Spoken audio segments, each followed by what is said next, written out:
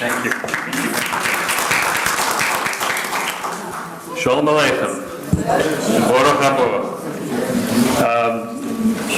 Es ist sehr Tage Großvergnügen zu sehen, als so viele Menschen du über Wartewege darf ich fragen zum Ersten. Wie viele Menschen du können mir verstehen? כמעט alle. אפשר nicht reden kein Goyish. Nein. I better talk English. If you're not familiar with Sholem Aleichem, you may be asking, why a yortzayt? What is that about? Well, you'll find out a little more precisely in a moment, but let me just say that it's a tradition that began with Sholem Aleichem himself and has been carried on by members of his family ever since he died on May 13th, 1916. Now, a few of us from Philadelphia attended one of these yortzayt gatherings a few years ago in New York, and it was really a moving and entertaining event. It featured some Yiddish actors, some literary figures, and we all had a terrific time. And earlier this year, some of us were sitting around one of our monthly Lehenkleisen reading a really delightful Sholem Aleichem piece called Olam Habo, which is a satire of the American Jewish bourgeoisie, and that he wrote late in his life, in the last year after he had come to America. And what struck me in particular is that he seemed to have nailed American Jewish bourgeois life pretty perceptively for someone who had only just arrived. And I was curious, so I went home that day. I looked in my copy of the biography of Sholem Aleichem that was written by his daughter and Audrey Marcus's great-grandmother, Marie Waif Goldberg. And I discovered there something really amazing, that Sholem Aleichem's last public appearance before he died took place in Philadelphia. His last public appearance was at the Metropolitan Opera House on North Broad Street, which, if you've been by it recently, is still there. It's kind of falling down, deteriorating, but it's a massive place, and that's it in its heyday. His appearance here took place in March of 1916. It was heralded by the leading Yiddish newspaper in Philadelphia called the Yiddish, which wrote a short piece before he came, and that's the inside of the Metropolitan Opera House. And afterwards, as you see, they reported on Sholem Aleichem mit Begeisterung in Metropolitan Opera House in Philadelphia. The piece was interesting, but it told you very little about Sholem Aleichem. It mainly talked about everyone else who participated that evening. Der bewusste Schauspieler Morris Morrison hat deklamiert, Madame Prager, der beliebte Primadonna, hat gesungen einige Lieder, 50 Mädels, der Edwine Fleischer Freuenchor, hat geleistet, Miss Rebecca Hornstein is given conductor, and so on and so on. So it really was very little about Sholem Aleichem, but the experience was described in Marie Waif Goldberg's biography somewhat differently, and it was rather sad. As she put it, early that winter, Sholem Aleichem, who was not a well man, he was suffering from tuberculosis and diabetes and various other things, was approached by a couple of people from Philadelphia who said they were acting in the name of acting for the community, and they invited him to come to Philadelphia and give a talk before what they said would be a small gathering for the sum of $250. And if you've read about Sholem Aleichem, you know that money was always an issue with him. And so he came, but when he got here, it was not a small gathering. It was the Metropolitan Opera House, and there were 4,000 people. It was fully packed. And afterwards, he felt as though he had been had, basically, because they only were still offering him $250. And furthermore, the check bounced when it came. According to the biography, it was after the check bounced that Marie Waif Goldberg writes, "My father learned that these two men represented no organization, but were simply entrepreneurs with a shady reputation in business. When my father's admirers in Philadelphia learned of this, they tracked down the two men and ordered them to make good the check, or they would be run out of the city." And they did make it good. So he did get his $250, but at any rate, I found this all quite fascinating and went to the library to see if there's any mention of all of this in the newspapers of the day. And the English newspapers this is an issue I'm interested in, so I work for a newspaper. But we had the Inquirer, the Bulletin, the Public Ledger, the Philadelphia Press, the Philadelphia Record, I believe. None of them had a single word about it. The Exponent gave it one paragraph in the before he spoke, and said nothing about his speech in the issue that came out after it. But after he died in New York in May of 1916, and his funeral was attended by more than 150,000 people. It was the biggest such event that New York had ever seen and has ever seen since, really. You can see there, his coffin was carried from the Bronx down through Manhattan, and it became an incredible that event alone demonstrated the size and the clout and the cultural presence. It sort of announced to the world the Jews of New York were there. And so even the Exponent couldn't ignore that. Not much has changed as far as Exponent is concerned, my opinion. But they gave it quite a large write-up, and in that write-up there is an account. They went back and described the talk he gave in Philadelphia. The author, whose name has been given just his initials, DJG, wrote, "The Metropolitan Opera House was filled to its capacity. The audience was an unusual one, consisting of young and old, women with wigs and old men with long beards, who kept their heads covered during the time they were in the opera house. Every seat was occupied. A crowd of 4,000 Jews waited anxiously and impatiently for the man who had made them laugh for a quarter of a century. I was behind the scenes, and there met the genial humorist. For a moment I was lost. Before me at a small table sat Sholem Aleichem, resting his head in the palms of his emaciated hands. His face was pale and wan, and his eyes were watery. Sholem Aleichem, the man who drew so many tears of joy from the millions of Jews all over the world, was wrapped in gloom. It seemed to me as though his frail body was not large enough, not strong enough to bear that great soul. He complained of feeling ill, and that the air on the stage was not healthy for him. He asked for a glass of tea, drank some of it, and felt refreshed." At any rate, they go on. I won't read you the whole thing, but it was a very difficult presentation for him to give. His voice was not strong. Remember, this is 1916. We don't have amplification, and you're talking about a room with 4,000 seats. At any rate, I found all of this quite amazing and touching, and it led me to think that we really owe Sholem Aleichem something in Philadelphia. And 90 years on, it seemed entirely appropriate to have a gathering at his yortzayt to commemorate the man and what he has meant to Yiddish literature and to all of us. I am not qualified to be a literary critic on the subject. There are many here who are, and I will leave it to them. I will just give you a couple of tidbits that I think describe his work a little bit. My favorite is a line that I think came from David Roski's, and I can't find the exact reference, so I'm paraphrasing.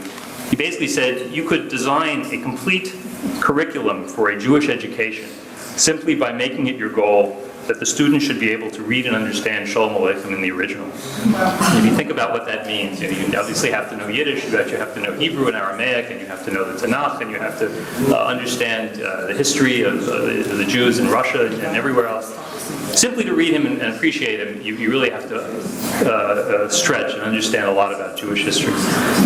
Which is not to say that he's impenetrable to those of us who don't. I mean, I am far from being a well-educated Jew, and it is always hard to get across many of the barriers that exist, but it is always rewarding, and it is always a delight when you finally encounter Sholem Aleichem.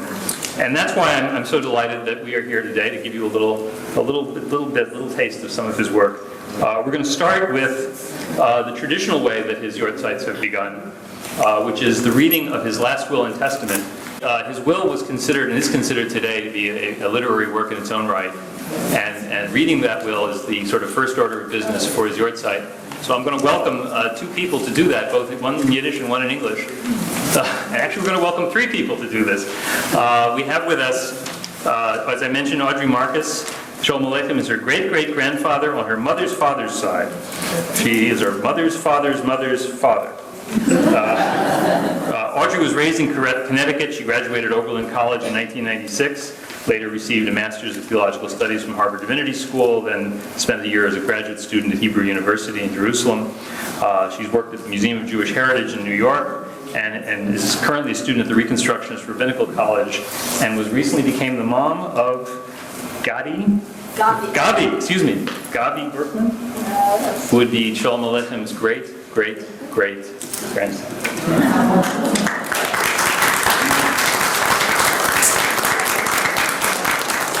And with Audrey to read, please have a seat. With Audrey to read is Benjamin Weiner. Ben was raised in the Boston suburb of Newton, and he originally decided to learn Yiddish, told me, as a teenager with his brother, because they didn't want their parents to understand what they were saying.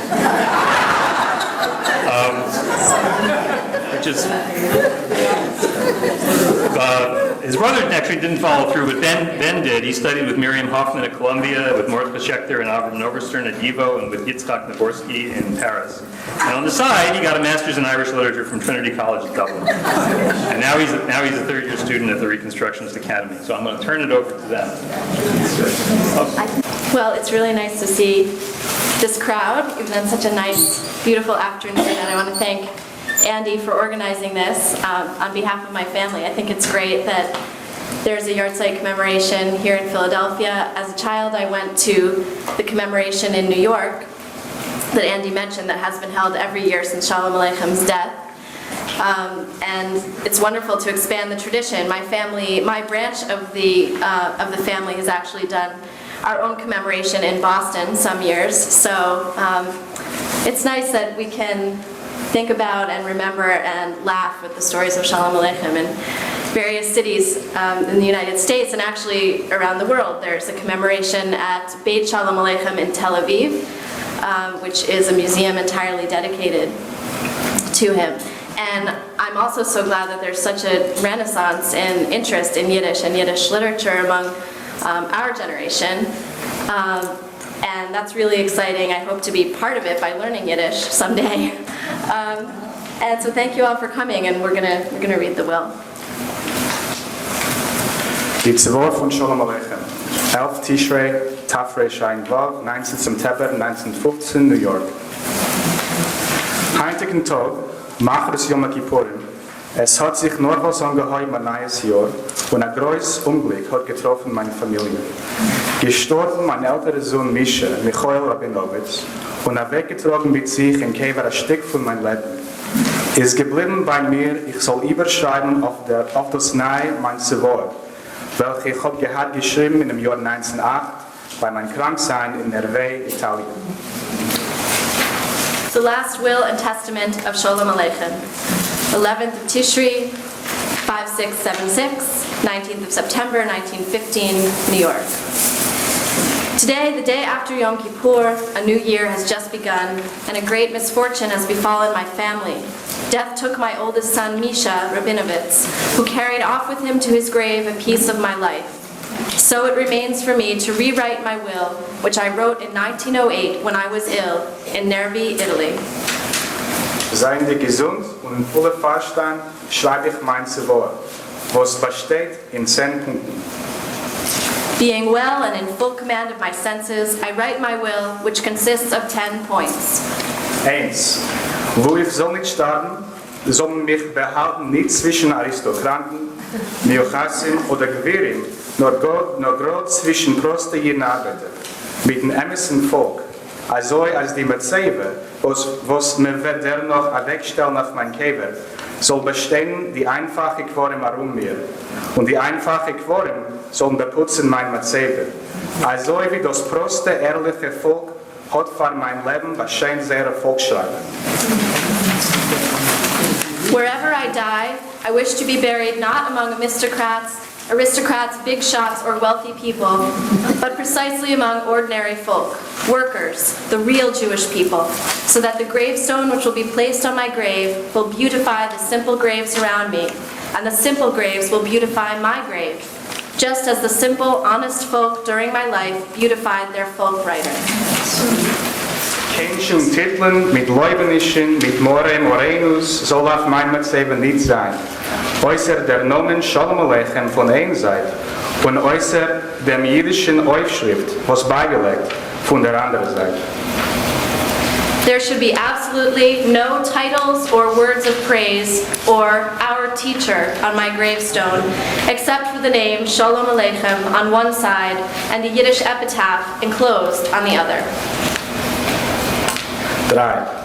Keine Debatten und Diskussionen von meinen Kollegen wegen verewigen mein Namen, wegen Aufstellen mir ein Monument in New York und das gleich, soll nicht sein.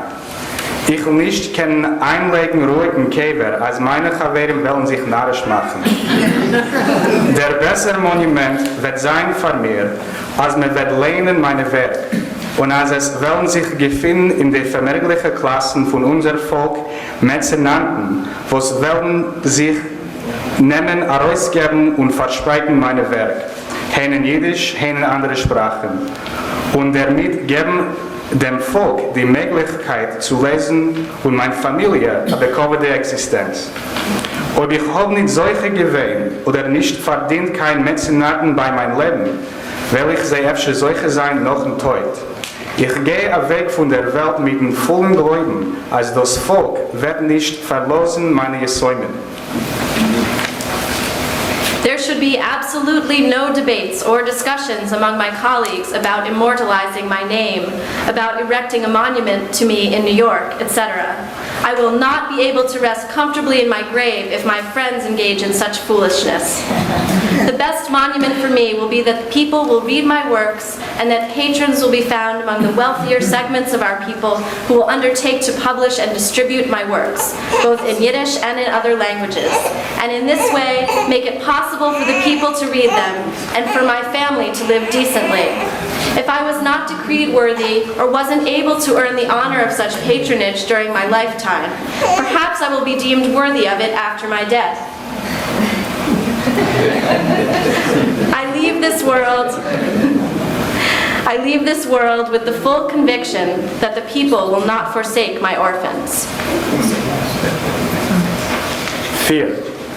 Auf mein Käfer und dann noch das ganze Jahr und später allemal zum Yortzayt soll mein übergebliebener einziger Sohn, wie euch meine Edems, ob sie wollen, sollten noch mehr Kaddisch.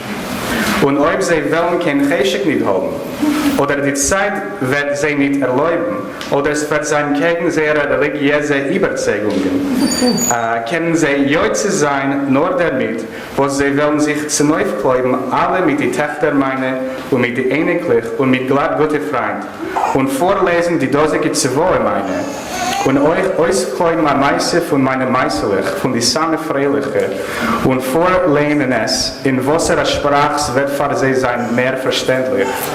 Und los mein Nomen, der Mond werden von sie besser mit der Gelächter, der gar nicht der Mond werden. At my gravesite and every day for a year after that, and subsequently on the anniversary of my death, my remaining son, as well as my sons-in-laws, if they wish, should say Kaddish for me. And if they don't feel like doing that, or time will not permit, or it will be against their religious convictions, they can make up for it only by all of them gathering with my daughters and with the grandchildren and with just good friends and reading this last will of mine, and also picking out a story from among my little stories, one of the very happiest, and reading it aloud in whatever language will be more understandable to them. And let my name be mentioned by them with a laugh, better than never to be mentioned at all. 5. Religiöse Überzeugungen können meine Kinder und Kindskinder haben, was sie will. Nur sehr jüdische Abstammung bete ich, sie sollen hüten. Diejenigen von meinen Kindern, die wollen sich abwerfen von sehr Stamm und wollen herüber in einen anderen Glauben, haben sich schon damit allein abgeworfen von sehr Stamm und von sehr Familie und allein ausgemerkt sich von mein Zwoi. Weil wir hem chelik v'nachala betoch achehem. As to religious convictions, my children and my children's children may have whatever ones they want, but their Jewish heritage I beg them to safeguard. Those of my children who will cast off their background and go over to another faith will thereby themselves cast themselves off from their roots and their family, and will have thus erased themselves from my last will, and they shall have no portion and inheritance among their brethren. 6. Alles, was ich vermog, seien Summen, ob das mein wird sich gefunden in mein Besitz, seien Bücher, gedruckte und in Manuskript, seien Jiddisch, seien andere Sprachen, äußer die, wo seien übersetzt in Hebräisch, gehört zu mein Freund Hodel Basali Melech oder Olga Rabinowitz, und noch erteut geht es herüber zu meinen Kindern gleich auf gleich. Everything I own, both in monies, if such will be found in my possession, and in books, printed or in manuscript, both in Yiddish and in other languages, except for those translated into Hebrew, belong to my wife, Hodel Beis Elimelech, or Olga Rabinovitz, and after her death, it goes to all my children equally. 7. Von allen Hachnosses, was seien ausgerechnet in früheren Paragraph, soll heruntergenommen werden von jiddische Schreibers, in Jiddisch und in Hebräisch, bis 5.000 Rubel a Jahr. Ob in jener Zeit wird sich Asafon dort in Amerika oder dort in Europa, sollen die Prozenten alle Jahr eingezahlt werden in Fonderein, und der Fonds wird tun laut seiner Statuten. Beim Oberes wird bis dann kein offizieller Fonds nicht sein, oder es wird sein als ein Fonds, was entspricht nicht meinem Willen, was es ausgerät in Anheb von dem dosigen Paragraph, sollen die Prozenten zerteilt werden, nicht bedürftige Schriftsteller von meiner Yorshim direkt, laut Vereinigung zwischen sich. Of all the sources of income listed in the preceding paragraph, 5% of up to 5,000 rubles a year should be deducted for a fund for Jewish writers, in Yiddish and in Hebrew. If at that time there will exist such a fund here in America or there in Europe, the percentages should be paid into the fund every year, and the fund will act according to its statutes. But if up to that time there will exist no official fund, or such a fund will exist which does not espouse my will as it is expressed at the beginning of this paragraph, the percentages should be distributed to needy writers by my family directly, according to their mutual agreement. 8. Ob ich will nicht beweisen, für mein Leben allein wegzustellen am Erzähler auf den Käfer von meinem Norvos verstorbenen Sohn Michael, Misha Rabinowitz, in Kopenhagen, sollen das tun meine Yorshim Biad Rechove, und in dem Tag von seiner Yortzayt soll alle Jahre gesorgt werden Kaddish und zerteilt werden 18 Kroin Tzedakah Laniyim. If I do not succeed while I live to erect a tombstone on the grave of my just deceased son, Michael Misha Rabinowitz, in Copenhagen, then let my heirs do it with a generous hand, and on the anniversary of his death every year, let the prayer for the dead be recited, and 18 crowns distributed to the poor as charity. Nein, mein Wunsch ist, als meine Yorshim sollen sich einordnen als meine Werk und meine Piessen sollen mit Smisses nicht verkauft werden, nicht dort in Amerika, nicht in Europa. Nur sie sollen beweisen zu leben von seiner Einkunft alle Jahren, was es gehört zu sein laut Gesetz von dem Land. Sei es wird kommen als Zeit, oder es wird sich gefunden als Scheute, was wird abzahlen von des Chusses als Summe, welche soll kennen sein genug auf auszuhalten am Sprache. Dann sollen sich alle Yorshim zwischen sich verständigen, und ob die Mehrheit wird zustimmen, soll man sich mit dem Summen zerteilen, chelik laut Paragraph 6, und Kodemkol sollen die 10% aufgenommen werden von dem jüdischen Literaturfonds laut Paragraph 7. My wish is that my heirs should arrange their affairs in such a way that my works and my plays should never be sold, not here in America and not in Europe, but that they should succeed in living on the income from them all the years that are rightfully theirs according to the laws of the land. Unless some time comes or some fool may be found who will pay for the rights an amount enough to support a family, then all the heirs should come to a mutual understanding. And if the majority is willing, let them divide the monies among themselves, share and share alike, according to paragraph 6. But first of all, let the 10% be deducted for the Jewish Literature Fund, according to paragraph 7. 10. Mein letzter Wunsch zu meinen Nachfolger und mein Bakosche zu meinen Kindern. Obhitten die Mame, beschenen ihr Eltern, versissen ihr bitter Leben, heilen ihr gebrochen Herz. Noch mehr nicht weinen, nur adrabe, dermonnen mich mit Fried. Und der Rieker, zwischen sich leben in Frieden, nicht tragen kein Sinne auf das andere, euch helfen sich einer dem Zweiten in einer schlechter Zeit, dermonnen sich einmal in der Mischpoche, Rachmones holen glatt auf einen armen Mann, und bei guten Umständen sollen meine Chäuves euch bei selber wollen sein. Kinder, tragt mit Ehre mein verhorwete jüdischen Namen. Und der Gott, was im Himmel, soll euch sein zu Hilfe. Amen. Sholem Aleichem Rabinovitz. Sholem Aleichem.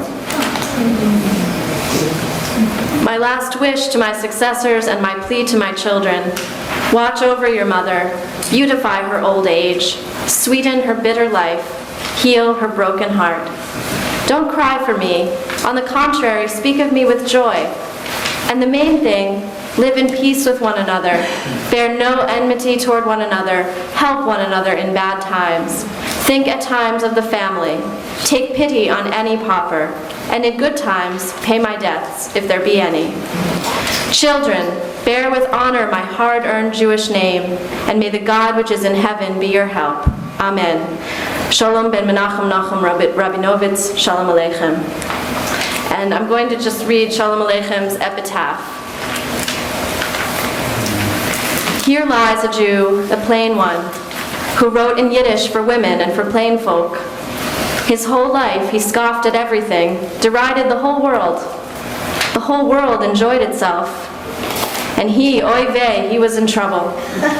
And precisely when the crowd laughed, clapped, and amused itself, he grieved.